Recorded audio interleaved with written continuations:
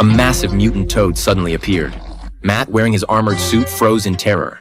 He was about to be swallowed in a single gulp. Suddenly, a spear shot through the air. It was the companion, firing a mech cannon from the shore. The toad was completely enraged. It turned and lunged wildly at the companion. The companion ran for his life, but the toad was incredibly fast. In an instant, it swallowed the companion whole. Seeing this, Matt rushed forward to help.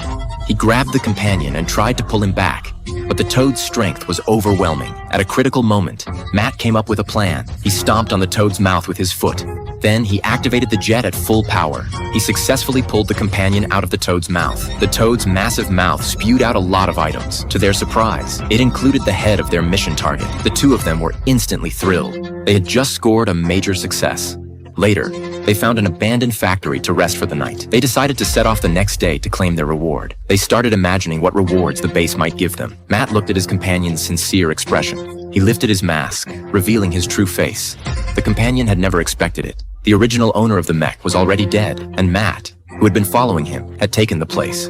If the base found out about this, the companion would be in serious danger. Matt said that as long as he kept it a secret, no one would ever find out, but the companion refused to hide the truth. Matt's eyes turned cold instantly. He put his mask back on, preparing to deal with the companion.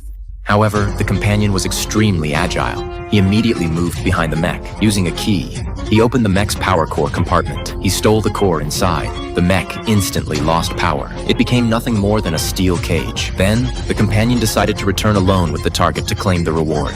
He planned to bring people from the base back later, and then take Matt's life. No matter how much Matt screamed inside the mech, the companion didn't respond at all. Matt was trapped inside the mech all night. Just as he was about to suffocate, a girl happened to pass by. Hearing Matt's cries for help, she decisively opened the mech's mask.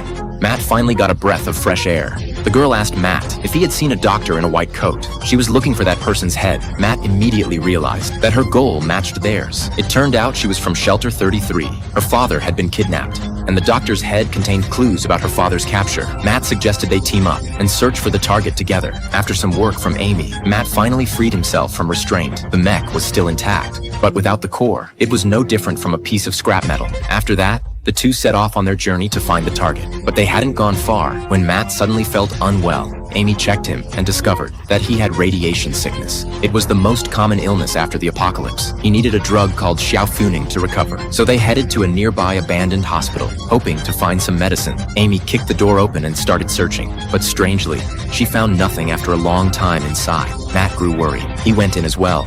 When he reached the medicine room, he realized the door ahead was fake. At that moment, something unexpected happened.